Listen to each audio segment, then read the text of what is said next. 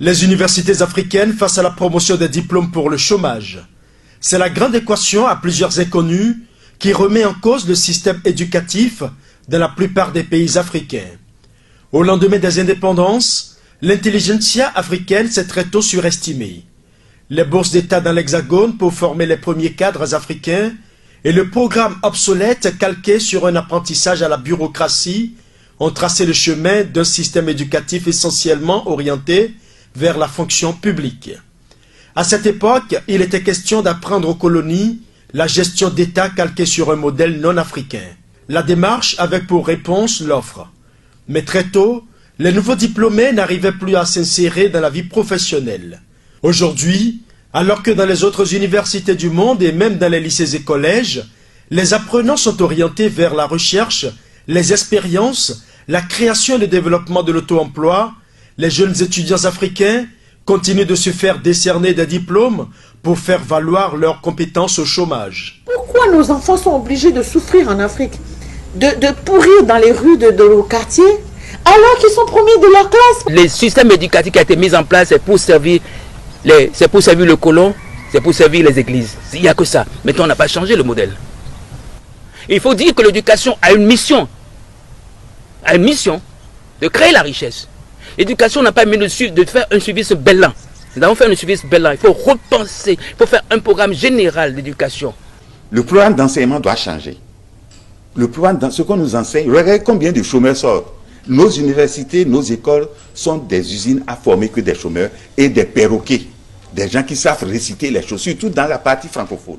L'une des grandes récriminations contre la formation dans les universités africaines est son déphasage non seulement avec les réalités socio-culturelles, mais aussi avec les besoins de l'emploi.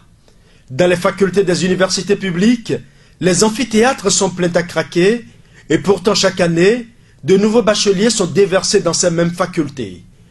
Dans les pays où le SMIC est à moins de 50 000 francs CFA, la scolarité dans les universités privées est au-delà de 400 000 francs CFA et les parents tentent désespérément de trouver une place à leur progéniture malgré l'effectif déjà pléthorique.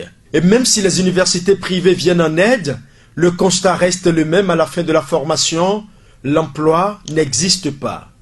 Il va se retrouver à faire des branches, à se recycler, à se re-recycler, parce qu'il n'y a que ça qui lui reste. À 22 ans, il aurait fini, il va faire des spécialités qui lui serviront à rien parce qu'il n'aura même pas de boulot derrière. Regardez à l'université, vous avez combien de géographes?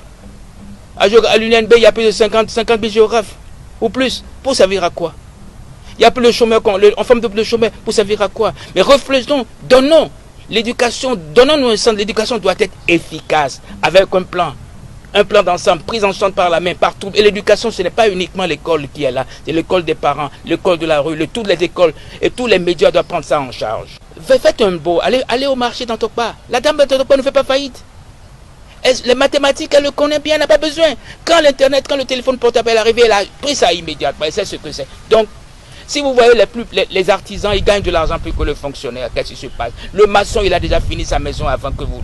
Tous les gens, ils ont fait. Les grandes maisons à Cotonou, c'est eux qui l'ont construit. La question fondamentale, est-ce que l'éducation est efficace et efficiente? Question fondamentale. Vous voyez, il faut reformater le disque dur, reformer les programmes pour savoir tel environnement, voyez ce qu'il nous faut. Et je préfère même du temps de la Révolution 1 que je critique, mais il y a des partis qui ont dit, mais l'école nouvelle doit être une unité de production. Tant d'années perdues à cause de ce système sans finalité active, les jeunes, victimes de ce système, continuent malheureusement d'être des dommages collatéraux. Les différents acteurs de la société civile et les États généraux devraient reconsidérer cette situation dont l'urgence n'est plus à démontrer. Cette problématique est d'ailleurs inscrite au cœur de la deuxième édition du webinaire L'Afrique au sommet, qui se penchera sur l'avenir de l'enfant africain et dont le troisième panel sera animé par un éminent professeur de l'Université de Lomé.